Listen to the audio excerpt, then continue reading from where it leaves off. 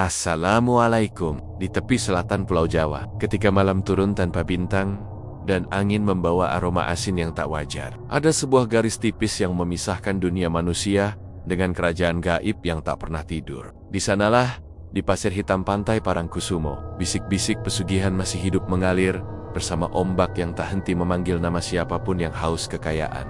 Mereka beleng. Setiap permohonan yang diucapkan di tengah malam, di hadapan batu cinta, tidak pernah hilang begitu saja. Ada telinga yang mendengar, ada mata yang menunggu, dan ada harga yang harus dibayar, jauh lebih mahal dari apapun yang kau bayangkan. Inilah kisah tentang seseorang yang berani melangkah ke wilayah yang seharusnya tak disentuh manusia. Kisah tentang perjanjian, kekayaan, dan kutukan yang lahir dari tangan Ratu Pantai Selatan. Dan dari sini, petaka dimulai. Angin malam Parangkusumo berhembus lirih, seolah membawa bisikan dari masa lalu yang ingin diungkap kembali. Anton berdiri sendirian di bibir pantai, menatap jejak ombak yang berulang kali datang, lalu menyapu kembali pasir di kakinya. Langit malam tampak gelap, seperti diselimuti kabut tipis. Hanya gemuruh laut yang menjadi teman di keheningan tempat itu. Anton datang dengan alasan yang tak ingin ia akui. Putus asa. Warung kecil peninggalan ayahnya hampir tutup. Utang menumpuk, ibu sakit, dan adiknya membutuhkan biaya sekolah yang tak pernah cukup. Semua jalan sudah ia coba, namun semuanya terasa tertutup. Kata orang, siapapun yang terdesak dan nekat bisa mendapatkan jalan pintas di sinilah, di Parangkusumo, tempat segala permintaan gelap bisa terjadi. Dan malam ini, Anton berada tepat di batas antara keinginan dan kehancuran. Dari keyohan, suara tertawa lirih terdengar, samar dan berubah-ubah mengikuti arah angin. Anton menoleh cepat, namun ia tidak melihat siapapun. Pantai yang biasanya ramai oleh wisatawan tampak lengang, seolah malam itu milik sesuatu yang tidak ingin diganggu. Ia menarik napas panjang. Cuma sugesti, gumamnya. Namun suaranya sendiri terdengar ragu. Langkah Anton perlahan menapaki pasir yang terasa semakin dingin. Dingin yang tidak wajar dingin, seperti menyentuh kulit orang mati. Ia memandangi batu cinta yang tidak jauh darinya, tempat orang-orang sering melakukan ritual tertentu. Konon, di sana hubungan para penguasa gaib dan manusia pernah terjadi. Tempat itu kini tampak seperti bayangan hitam yang membeku di tengah desiran angin laut. Saat ia mendekat beberapa langkah, tiba-tiba bulu kuduknya berdiri. Ada sesuatu yang bergerak di antara kabut tipis di permukaan air. Sesuatu seperti selendang panjang yang terbawa ombak, namun tidak tenggelam. Sebaliknya, selendang itu seperti hidup, melayang mengikuti udara, lalu melingkar lembut di permukaan laut. Anton terpaku. "Siapa di sana?" serunya, meski suaranya terdengar getir. Tidak ada jawaban. Namun selendang itu perlahan bergerak mendekat, bukan terseret ombak, melainkan seperti mengikuti panggilan. Dan anehnya, semakin dekat selendang itu, semakin jelas terdengar bisikan halus yang entah muncul dari arah mana. "Datanglah. Sudah lama kau dipanggil." Anton tersentak mundur. Jantungnya berdegup keras. Ia meraih liontin kecil peninggalan ibunya, berharap benda itu bisa memberikan sedikit keberanian. Namun bisikan itu kembali terdengar.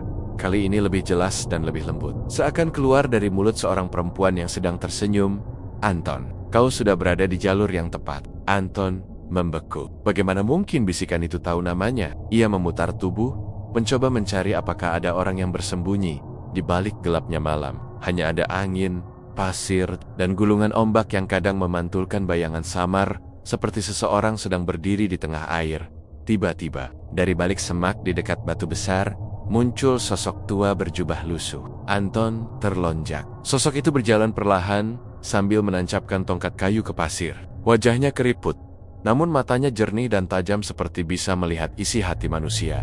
"Anak muda," ucap sosok itu dengan suara berat. Tidak semua panggilan harus dijawab. Anton menelan ludah. "Bapak, siapa?" "Orang yang sudah terlalu sering melihat orang nekat datang ke sini," jawabnya. "Aku Mbah Darmo, penjaga pesisir dan saksi banyak hal yang tidak manusiawi." Anton menunduk, namun tidak menjauh. "Saya ingin mencari jalan keluar, Mbah." Mbah Darmo menatap laut. Jalan keluar atau jalan pintas? Banyak yang datang dengan alasan yang sama, tapi mereka tidak tahu apa yang menunggu dari balik gelombang itu bukan pertolongan, melainkan tagihan. Anton diam, namun hatinya bergejolak. Kata-kata Mbah Darmo terasa seperti tamparan, namun sekaligus memperjelas ketakutan yang sejak awal ia rasakan.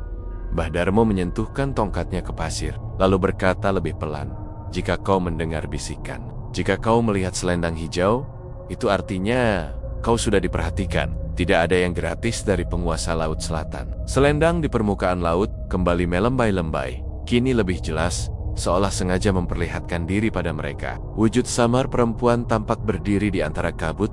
Rambut panjangnya mengikuti arah angin laut. Hanya matanya yang hitam, pekat, menatap langsung ke arah Anton. Anton merasakan tubuhnya kaku.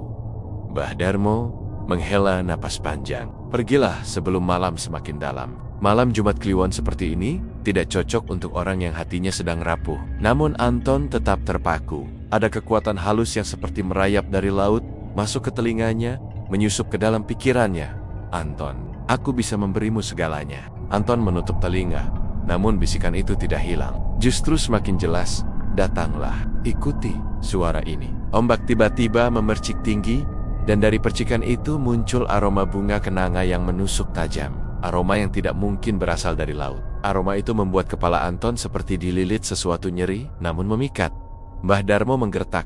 Jangan dengarkan, jangan menatapnya lebih lama. Itu cara dia menarik jiwamu. Anton ingin berlari, ingin menjauh, namun tubuhnya seperti tertahan oleh bayangan dirinya sendiri. Ia merasakan sesuatu menyentuh ujung kakinya dingin, halus, dan berat seperti jemari perempuan yang baru muncul dari dasar laut. Bisikan itu kembali terdengar. Kini begitu dekat seakan tepat di belakang telinganya. Kau hanya perlu mengucap, aku bersedia. Anton berusaha memutar tubuh. Namun sosok di balik gelombang mulai terlihat semakin jelas. Siluet perempuan tinggi, bergaun hijau, wajahnya tertutup rambut panjang. Hanya senyum lembut namun menakutkan yang terpahat di bibirnya. Mbah Darmo menancapkan tongkatnya, kuat-kuat ke pasir sambil meneriakkan mantra. Angin berputar, ombak bergolak, dan sosok perempuan itu perlahan memudar bersama kabut. Anton terjatuh, napasnya terengah, hanya suara laut yang tersisa. Namun hawa mencekam belum pergi sepenuhnya. Mbah Darmo memandangnya penuh iba. Kalau kau masih berniat mencari pesugihan, ujarnya pelan, apa yang kau alami barusan? Baru salam pembuka. Anton menggigil, bukan karena dingin, tapi karena sesuatu dalam dirinya telah berubah seolah panggilan dari laut itu belum selesai. Hanya menunggu ia kembali. Dan Anton tahu, malam itu hanyalah awal dari sesuatu yang jauh lebih gelap. Angin Parangkusumo dini hari itu masih membawa sisa hawa dingin yang menusuk tulang. Setelah kejadian malam tadi, Anton memutuskan duduk di dekat gubuk kecil Mbah Darmo. Lelaki tua itu menyalakan tungku sederhana dari ranting kering. Cahaya api memantul di wajah keriputnya yang tampak serius. Seakan menyimpan terlalu banyak cerita yang tidak seharusnya dibagikan pada manusia biasa. Minumlah, ucap Mbah Darmo, sambil menyerahkan secangkir wedang jahe panas. Anton menerimanya dengan tangan gemetar. Lidahnya terasa kaku, seolah masih dibekap oleh bisikan halus yang membayang sejak malam itu. Terima kasih, Mbah. Mbah Darmo tetap menatap api. Jadi kau masih mau menceritakan apa yang membawamu ke sini? Anton menunduk. Saya terpaksa, Mbah. Warung tinggal separuh hidup, utang menumpuk. Ibu sakit keras. Adik saya berhenti sekolah. Rasanya semua jalan sudah ketutup. Mbah Darmo menghela napas panjang. Dan kau memilih jalan yang paling gampang, sekaligus paling mematikan. Anton tidak membantah. Dalam hatinya, ia tahu itu benar. Rasa bersalah dan putus asa bercampur menjadi satu. Menekan dadanya semakin dalam. Seharusnya kamu tidak sendirian ke sini, lanjut Mbah Darmo. Ritual yang kau lihat tadi memang nyata. Bukan pertama kali ada orang baru yang mendengar panggilan itu. Berarti banyak yang sudah? Banyak, potong Mbah Darmo. Suaranya serak, tapi sedikit sekali yang kembali sebagai manusia utuh. Api unggun kecil itu sama sekali tidak mengurangi hawa mencekam yang menguar dari laut. Ombak tampak tenang pagi itu. Namun ketenangan itu justru terasa seperti ancaman tersembunyi yang kau lihat tadi. Mbah Darmo menatap Anton dalam-dalam. Itu bukan sekadar penampakan. Itu tanda kalau kau sudah ditandai. Maksudnya, Mbah, Ratu Laut Selatan tidak mungkin menampakkan selendangnya pada sembarang orang, apalagi memanggil namamu. Mata Mbah Darmo mengerut tajam. Itu artinya kau memenuhi kriteria yang dia inginkan. Anton merasa tenggorokannya kering. Apa kriterianya? 3. Hati rapuh, beban berat, dan keputusasaan yang membuatmu rela menyerahkan apapun demi keluar dari masalah. Setiap kata itu seperti pukulan yang tidak bisa dibantah.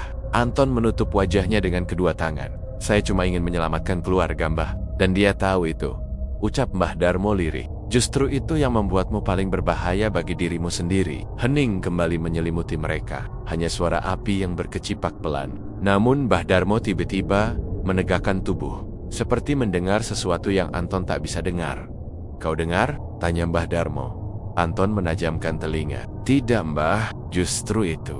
Mbah Darmo berdiri perlahan, memegang tongkatnya erat. "Laut sedang memanggilmu lagi." Anton spontan menoleh ke arah ombak. Pandangan matanya membentur pemandangan yang membuat dadanya membeku. Ombak yang tadi tenang perlahan membentuk gelombang kecil, bergerak dengan pola yang aneh seolah menggambar tulisan di pasir. Huruf-huruf itu seperti terbentuk dari buih, dan huruf itu menyusun namanya. A.N. tinggi. O. Anton terlonjak, mundur 2 langkah. "Mbah, apa itu benar-benar?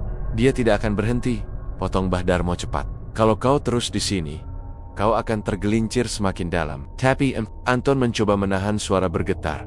"Kalau saya tidak mengambil kesempatan ini, keluarga saya bisa hancur." Mbah Darmo menatapnya lama, sangat lama, seakan mengukur apakah pemuda di depannya masih bisa diselamatkan. "Pesugihan selalu terlihat seperti jalan pintas, tapi kau tidak tahu bayaran akhirnya. Kau pikir hanya nyawamu? Tidak.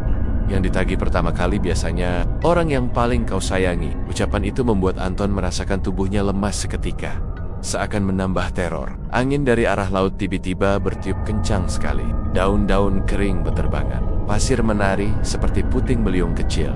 Ombak mendadak menggelegar, meski matahari baru naik sepenggala. Sesuatu berkilau hijau di permukaan air, kilau yang sangat dikenalnya. Selendang itu muncul lagi, lebih panjang, lebih jelas. Dan kali ini, seperti melambai langsung ke arahnya. "Anton, kembali!" Bisikan itu terdengar. Walau bibir Anton terkunci, Mbah Darmo mengibaskan tongkatnya sambil merapal mantra. "Jangan menatap, jangan!" Namun Anton sudah terpaku. Sesuatu di dalam dirinya terbelah antara ketakutan dan daya tarik yang tak bisa dijelaskan. Selendang hijau itu terlihat begitu lembut, begitu indah, dan begitu mematikan. Tiba-tiba, Mbah Darmo mencengkeram lengan Anton dengan kekuatan mengejutkan. "Dengarkan aku baik-baik," bisiknya dengan suara tegas. "Kalau kau terus kembali ke pantai saat malam, dia akan menagihmu sebelum kau sempat memutuskan apapun." Anton menelan ludah. "Lalu apa yang harus saya lakukan, Mbah?" "Ada 2 pilihan," jawab Mbah Darmo. "Pergi sejauh mungkin dari tempat ini, atau bertahan, tapi bersiap menghadapi apapun yang akan datang." Ia menatap ke laut, lalu melanjutkan pelan.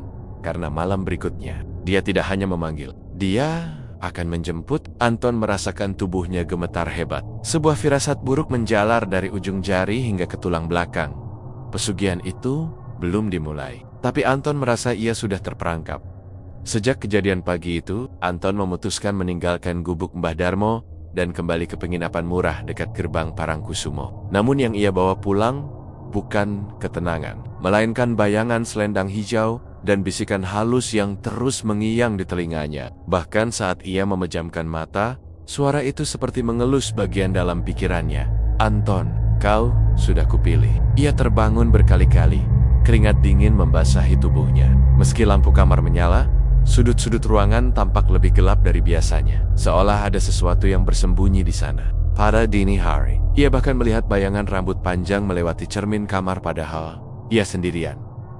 Anton mencoba menenangkan diri. Namun semakin ia melawan, semakin kuat bisikan itu menyanyikan sesuatu yang terdengar seperti tembang Jawa kuno ketika matahari terbit. Ia keluar dari penginapan dengan wajah pucat, langkahnya lemas. Namun ia tetap berjalan menuju pasar kecil di dekat pantai. Seolah ada dorongan dalam dirinya yang tahu persis apa yang harus ia lakukan. Menyiapkan sesajen, ia tidak pernah mempelajari ritual apapun. Namun seperti ada ingatan asing yang menuntunnya. Tangan, langkah, bahkan detak jantungnya seakan digerakkan oleh sesuatu di luar dirinya. Di pasar, para pedagang bunga memandangnya aneh ketika ia menyebutkan daftar yang tidak pernah ia ketahui sebelumnya. Kembang 7 rupa, bunga kenanga, bunga kantil melati, segar kain hijau tua dupa hitam, minyak wangi cendana, dan seikat rambut manusia. Anton sendiri terkejut ketika kata-kata itu keluar dari mulutnya. Ia tidak tahu dari mana kata-kata itu berasal. Tapi pedagang tua yang memberinya bunga justru menatap Anton dengan mata melebar, seakan sedang melihat seseorang yang sudah ditandai. "Mas, untuk apa pakaiannya lengkap begitu?" tanya pedagang itu hati-hati. Anton menelan ludah. "Untuk keperluan tertentu." Pedagang itu mundur setengah langkah. "Mas, Kalau bisa urungkan niatnya. Tidak ada yang kembali utuh setelah meminta dari penguasa laut. Namun Anton tidak menjawab. Ada sesuatu dalam dirinya yang lebih kuat dari ketakutan. Pengharapannya akan hidup baru, akan keluarganya yang bisa ia selamatkan. Seolah menutup suara peringatan apapun, di penghujung pasar, ia menemukan satu kios yang berbeda. Gelap, sempit, dan penuh bau dupa yang memabukkan. Di dalamnya, seorang wanita tua duduk bersila. Wajahnya dipenuhi keriput. Namun mata hitamnya memerhatikan Anton dengan cara yang terasa terlalu mengenal. Wanita itu tersenyum samar. Akhirnya kau datang juga. Anton bergidik. Ibu, siapa? Aku hanya penjaga barang-barang yang dibutuhkan mereka yang sedang dipanggil, jawabnya. Nada suaranya seperti bergema dua lapis. Kau mencari rambut manusia, bukan? Anton terdiam. Wanita itu mengambil sebuah wadah kecil dari bawah meja. Tidak. Anton melihat sesuatu yang membuat dadanya menegang. Seikat rambut panjang berwarna hitam kehijauan. Aroma laut tiba-tiba memenuhi ruangan. Aku tidak meminta uang, ujar wanita itu pelan. Kau hanya perlu berani menyelesaikan yang sudah dimulai. Anton mengulurkan tangan dengan gemetar. Tetapi sebelum ia menyentuh wadah itu, wanita tua itu menyentuh punggung tangannya dan berbisik, dia menyukaimu. Anton merasakan hantaman dingin di dadanya. Aemon, apa maksud ibu? Wanita itu tersenyum lebar. Terlalu lebar untuk wajah manusia biasa. Ratu yang memanggilmu, tentu saja. Anton merasakan pusing yang menyayat, seolah suara wanita itu berputar dalam kepalanya, bercampur dengan suara lain, suara yang ia kenal. Anton, jangan takut. Anton menutup telinganya, namun bisikan itu semakin dekat. Wanita tua itu mendorong wadah rambut ke arahnya. Ambil, malam ini kau akan datang ke pantai lagi. Anton menggeleng. Tidak, aku belum siap. Kau tidak punya pilihan, ucap wanita itu sambil memejamkan mata. Jika kau tidak datang, dia yang akan datang menjemput. Jantung Anton serasa berhenti. Tanpa sadar, ia mengambil wadah itu dan memasukkannya ke dalam tas. Langkahnya keluar dari kios terasa lebih berat dari sebelumnya. Udara di luar terasa lebih dingin, meski matahari sudah tinggi. Suara pasar menjadi gemuruh jauh, tidak nyata seperti suara manusia.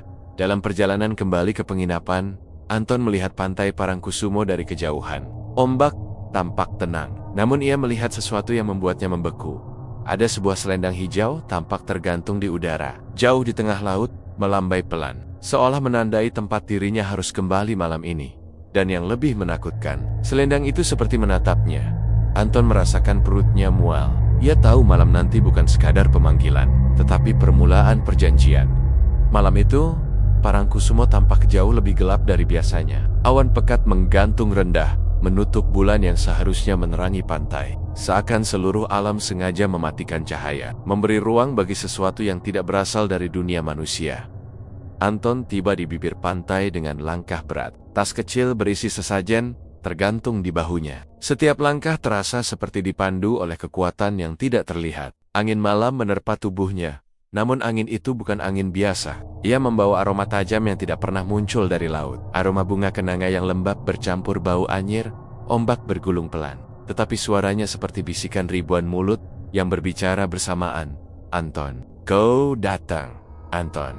Lebih dekat, Anton menutup mata. Namun, suara itu merasuk lebih dalam. Ia merasakan jantungnya berdetak tak beraturan. Bagian dalam dirinya menjerit ingin pergi. Tapi kakinya justru melangkah semakin dekat ke air. Tiba-tiba, seseorang menahan pundaknya. Berhenti. Anton menoleh. Mbah Darmo berdiri dengan wajah lebih tegang dari sebelumnya. Tongkatnya ditancapkan kuat ke pasir, dan bibirnya tampak bergetar-getir. Kau tak seharusnya kembali malam ini, ucap Mbah Darmo dengan suara berat. Apalagi membawa sesajen. Anton menunduk. Saya tidak bisa menghindar, Mbah. Saya diseret ke sini. Mbah Darmo memeriksa tas Anton. Wajahnya menggelap saat melihat rambut hitam kehijauan itu. Ini rambut bukan milik manusia biasa. Ini rambut dunianya. Anton tapi pedagang itu, dia bukan pedagang. Kau bertemu salah satu penjaga gerbangnya. Mbah Darmo menggigit bibir. Kau telah masuk terlalu jauh. Ombak tiba-tiba memercik tinggi, seolah menampar peringatan itu. Pasir di sekitar mereka bergetar halus, hampir seperti langkah kaki yang datang dari bawah tanah. Dan perlahan, kabut hijau muncul dari atas permukaan laut. Anton memandangi kabut itu dengan mata membesar. Kabut itu bergerak melingkar, memanjang, lalu menyatu menjadi siluet perempuan tinggi, rambutnya menjuntai panjang hingga menyentuh air. Dia datang, bisik Mbah Darmo lirih. Anton merasakan telinganya dipenuhi denging lembut. Namun denging itu berubah menjadi suara perempuan yang ia kenal, suara yang sejak malam pertama memanggilnya. Anton. Kimmer. Siluet itu semakin jelas. Dari kejauhan tampak kain panjang melambai, hijau tua dengan kilau lembut. Ombak yang menyentuh kain itu tidak menenggelamkannya. Justru mandor. Seolah menghormatinya, Anton terpiku, kau tidak boleh mendekat. Tegas Mbah Darmo, merapal mantra cepat. Namun angin malam tiba-tiba berubah, melesat kencang dan memadamkan suara mantra itu seperti meniup lilin.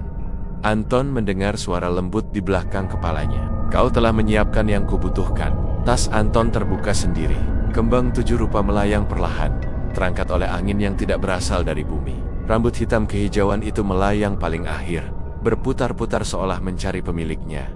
Anton gemetar. Mbah, saya tidak bisa bergerak. Mbah Darmo mencoba menarik tubuh Anton. Namun tangan Anton seperti menempel pada udara, tidak bisa digerakkan kemana-mana.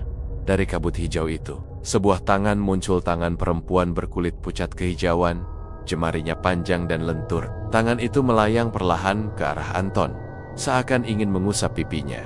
Mbah Darmo berteriak, jangan menyentuhnya! Namun terlambat, saat jari itu hampir menyentuh wajah Anton. Kabut terbuka, memperlihatkan wujud yang tidak seharusnya dilihat manusia.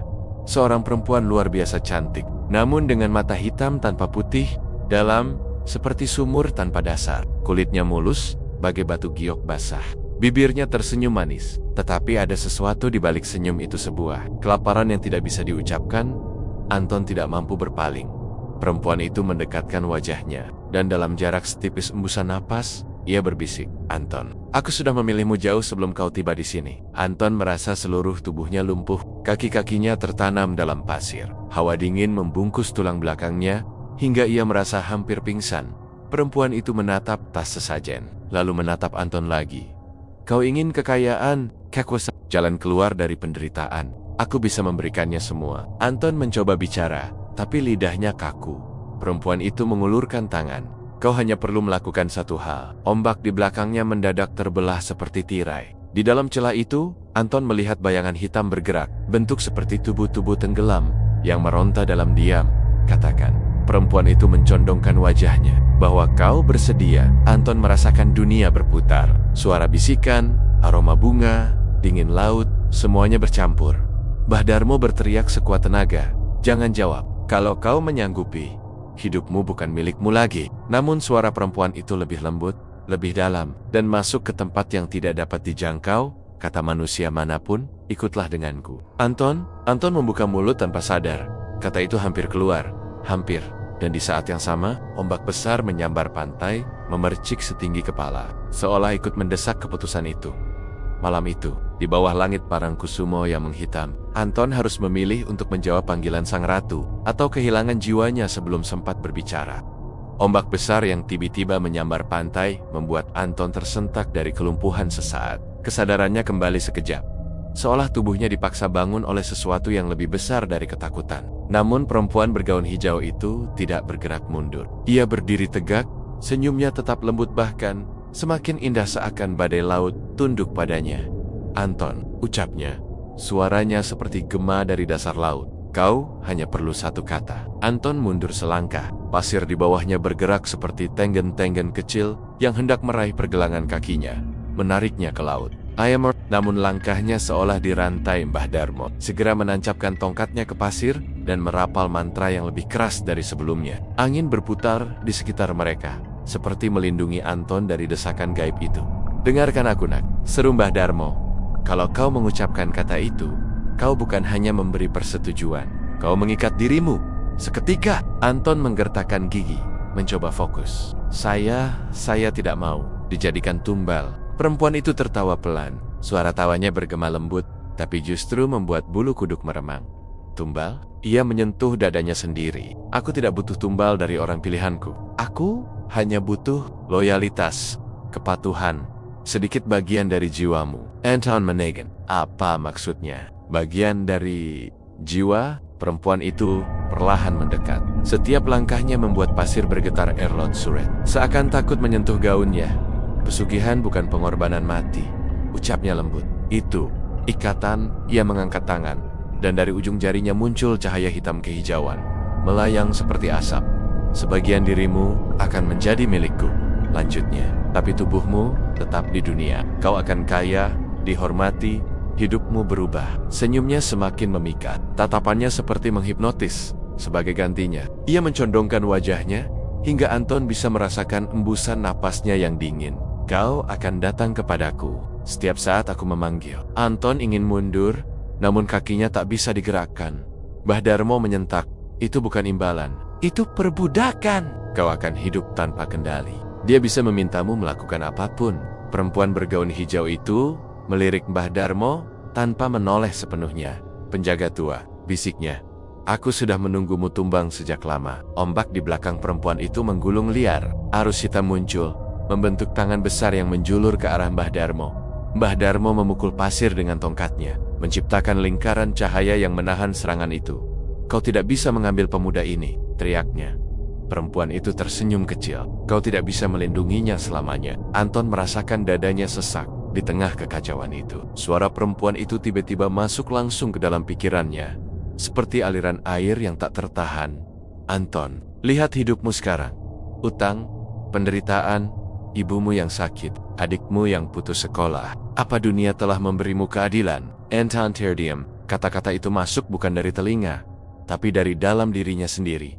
Kau hanya perlu berkata, aku bersedia. Setelah itu, segalanya berubah. Anton melihat bayangan keluarganya, wajah ibunya yang pucat, surat tagihan, warung yang hampir tutup, keterpurukan yang menghancurkan harga dirinya. Air matanya jatuh.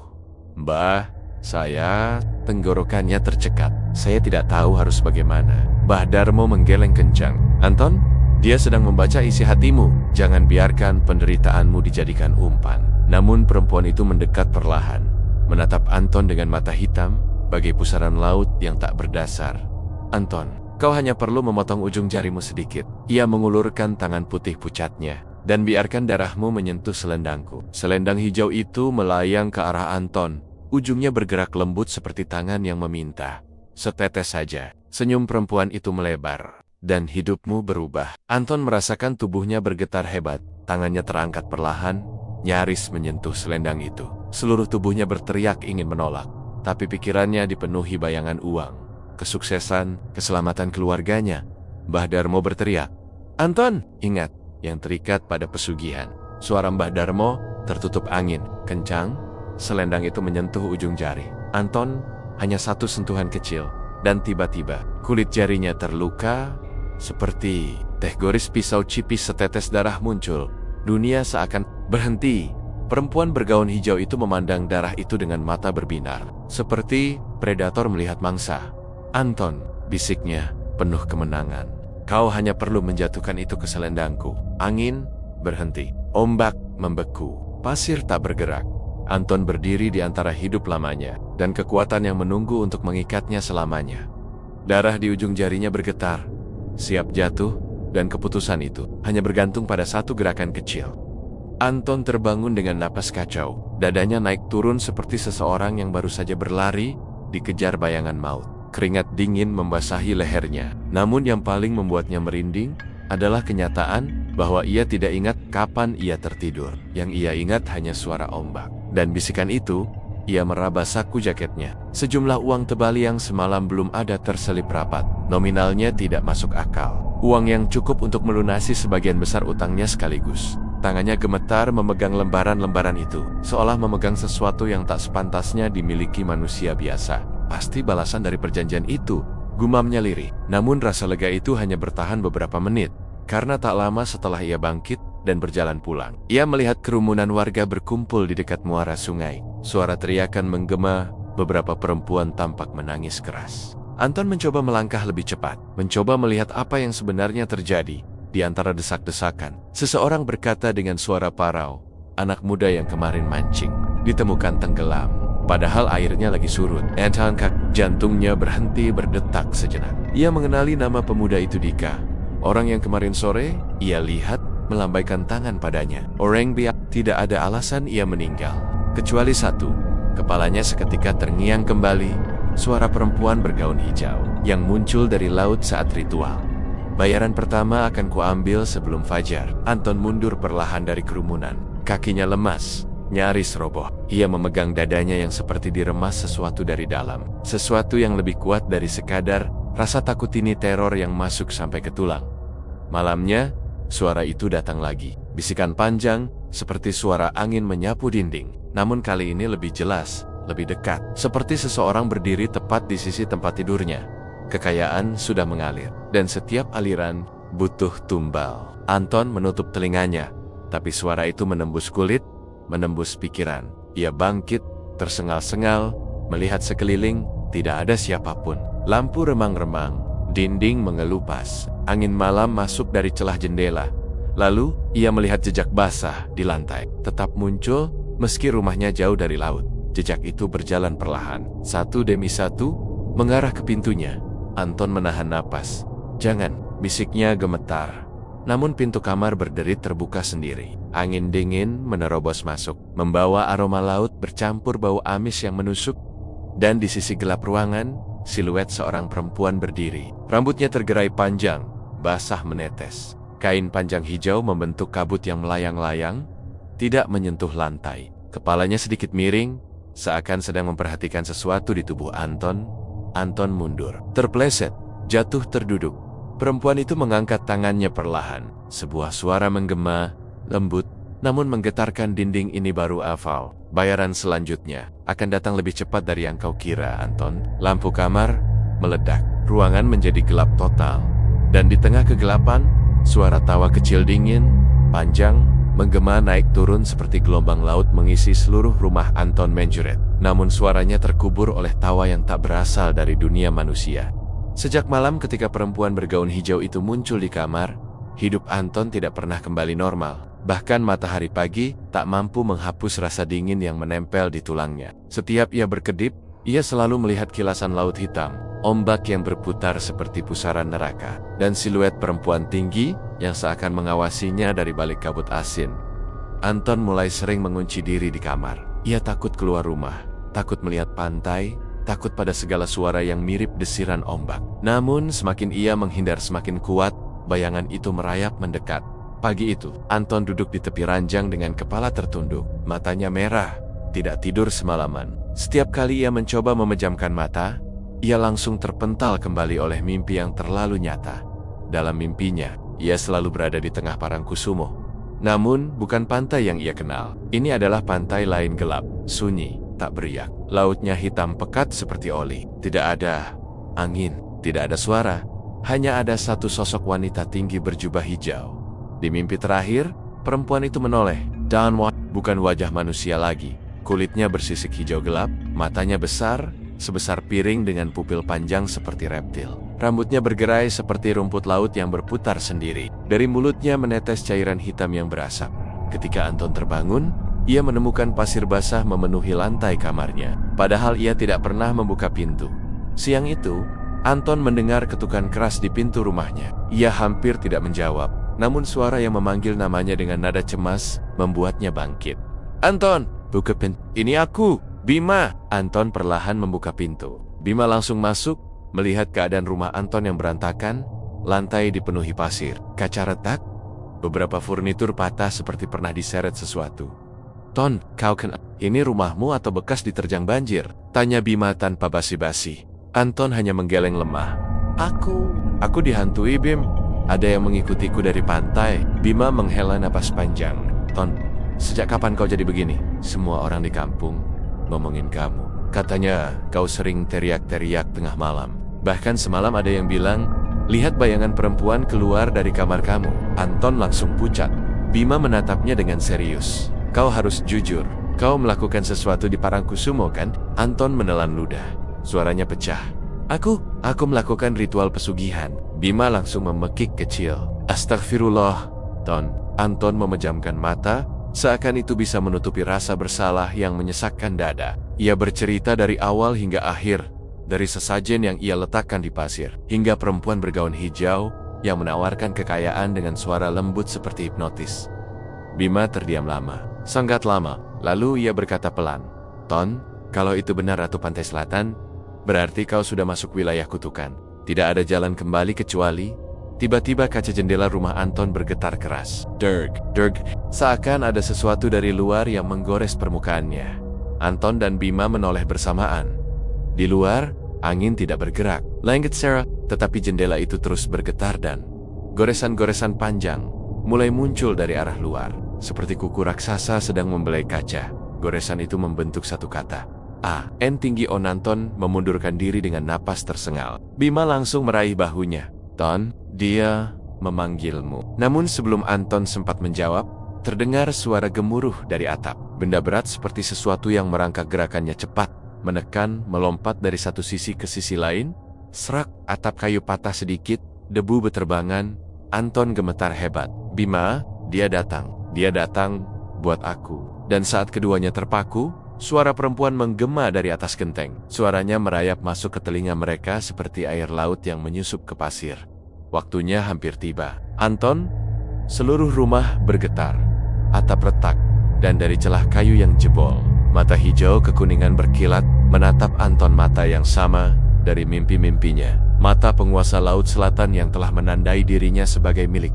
Anton dan Bima tidak menunggu lebih lama. Begitu suara mengerikan dari atap mereda atau mungkin hanya sedang menjauh untuk mengawasi dari sudut lain, Bima langsung menarik lengan Anton, memaksanya keluar rumah. Kita harus cari Mbah Kromo sekarang juga, desak Bima, suaranya gemetar namun tegas. Anton tidak melawan. Ia hanya menunduk, berjalan limbung seperti mayat hidup. Wajahnya pucat, matanya cekung, dan napasnya tidak teratur. Bayangan perempuan bergaun hijau itu terus mengisi sudut matanya, seperti mengintai lewat pantulan kaca, permukaan air, bahkan lewat kelopak mata yang terpejam. Langit belum gelap, tapi hawa di sekitar mereka turun drastis. Angin yang datang dari arah pantai membawa aroma air laut yang amis, pekat, seperti darah ikan yang membusuk. Bima menggigil tanpa bisa menahan. Ton, kau merasakan itu? Anton mengangguk pelan. Dia mengikuti. Dia tahu aku mau melawan. Rumah Mbah Kromo berada di tepi gumuk pasir, tidak jauh dari Batu Cinta Parangkusumo. Ketika mereka tiba, pintu rumah sang juru kunci sudah terbuka. Seakan Mbah Kromo tahu mereka akan datang. Masuklah, suara tua itu terdengar dari dalam, parau dan berat. Anton melangkah masuk dengan langkah ragu. Mbah Kromo duduk bersila, menatap mereka dengan mata yang dipenuhi rasa khawatir dan pasrah. Aku sudah dengar semuanya, kata Mbah Kromo tanpa ditanya. Kau membuat perjanjian dengan beliau, dan itu berarti jiwamu sudah tertulis di bawah ombak. Anton menunduk, hampir menangis. Mbah, saya mau memutus. Saya nggak mau harta itu, saya nggak mau tumbal, saya nggak mau jadi miliknya. Mbah Kromo menghela napas panjang. Tidak ada pesugihan yang bisa dibatalkan tanpa harga, Le. Anton menelan ludah. Bima mengepalkan tangan. Tapi ada cara untuk membalikan jeleknya janji itu, lanjut Mbah Kromo. Caranya berat dan sangat berbahaya. Anton mendekat penuh harap. Mbah, saya siap apapun, asal saya bisa bebas. Mbah Kromo mengambil segumpal pasir hitam dari tempayan kecil di sudut ruangan, lalu meletakkannya di telapak tangan Anton.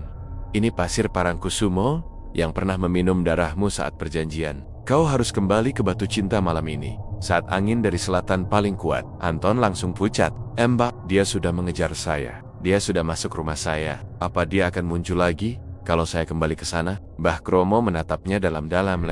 Dia tidak akan menunggu kau kembali. Anton tertegun. Dia sudah ada di sekelilingmu. Dia tidak pergi. Tidak akan pergi sampai kau menyelesaikan apa yang dia inginkan. Bima merinding hingga tengkuknya kencang. Terus, kami harus apa? Mbah Kromo berdiri perlahan, mengambil kain lurik tua dan sebuah kendi penuh air bunga. Kalian ikut aku sekarang.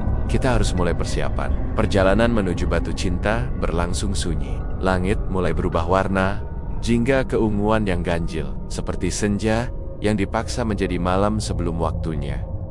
Anton terus menoleh ke belakang, merasakan ada sesuatu berjalan mengikuti mereka. Tidak terlihat, namun jejak basah sering muncul di pasir yang baru saja mereka lewati. Bima, bisiknya. Kau lihat itu? Bima mengangguk, wajahnya mengeras. Dia benar-benar menguntitmu. Setibanya di Batu Cinta II, batu besar yang dipercaya sebagai tempat bertemunya Ratu Selatan dengan Panembahan Senopati Mbah Kromo, segera menata sesajen pembalik. Bunga setaman, arang, telur ayam kampung, dan kendi air doa. Anton, kata Mbah Kromo pelan, taruh pasir hitam itu di tengah lingkaran bunga. Lalu, duduk diam. Jangan menoleh apapun yang terjadi. Anton gemetar, namun ia mengikuti instruksi. Ia duduk bersila, memejamkan mata, mencium wangi bunga bercampur asin laut. Angin mulai menguat, membawa debur ombak yang tidak wajar, kadang pelan, kadang menggelegar seperti ada sesuatu besar bergerak di bawah permukaan. Mbah Kromo memulai mantra. Suaranya naik turun mengikuti hembusan angin. Namun tak sampai 2 menit, pasir di sekitar Anton mulai bergetar. Bunga-bunga dalam lingkaran melayang sedikit, seakan ada tarikan dari bawah tanah. Anton membuka mata sesaat. Kesalahan fatal, karena saat itu juga ombak di depan mereka membelah. Bukan surut, bukan pasang, membelah, seperti tirai air raksasa dipaksa mundur oleh kekuatan. Tak terlihat, dan dari celah gelap di tengahnya, muncul siluet perempuan tinggi mengenakan gaun hijau panjang. Rambutnya bergerai seperti bayangan ular air, matanya menyala hijau keemasan. Bima memekik dan mundur. Mbah Kromo berdiri kaku, wajahnya pucat. Anton membatu. Perempuan itu melangkah maju, tanpa menyentuh tanah. Setiap langkahnya membuat pasir berubah warna menjadi hitam pekat. Suara lembut namun mengiris tulang menggema dari bibirnya. Anton? Apa kau pikir bisa membatalkan perjanjian kita? Tampak Anton tersengal, air matanya menetes. Saya, mohon, bebaskan saya. Senyum perempuan itu melebar, terlalu lebar untuk wajah manusia. Kau ingin bebas, maka bayarannya harus setimpal. Ombak besar mulai naik, membentuk dinding air di belakangnya. Mbah Kromo berteriak, Anton, lingkarannya belum selesai. Jangan hadapi dia langsung. Tapi perempuan itu sudah melambaikan tangan, dan angin ganas menyambar, menggulingkan Mbah Kromo dan Bima ke pasir. Anton kini berdiri sendirian di depan Sang Ratu Laut Selatan, dan malam itu Parangkusumo bersiap menelan jiwa yang berani melanggar janji. Assalamualaikum. Di tepi selatan Pulau Jawa, ketika malam turun tanpa bintang dan angin membawa aroma asin yang tak wajar, ada sebuah garis tipis yang memisahkan dunia manusia dengan kerajaan gaib yang tak pernah tidur. Di sanalah, di pasir hitam pantai Parangkusumo, bisik-bisik pesugihan masih hidup mengalir bersama ombak yang tak henti memanggil nama siapapun yang haus kekayaan. Mereka beleng. Setiap permohonan yang diucapkan di tengah malam, di hadapan batu cinta, tidak pernah hilang begitu saja. Ada telinga yang mendengar, ada mata yang menunggu, dan ada harga yang harus dibayar, jauh lebih mahal dari apapun yang kau bayangkan. Inilah kisah tentang seseorang yang berani melangkah ke wilayah yang seharusnya tak disentuh manusia. Kisah tentang perjanjian, kekayaan, dan kutukan yang lahir dari tangan Ratu Pantai Selatan. Dan dari sini, petaka dimulai.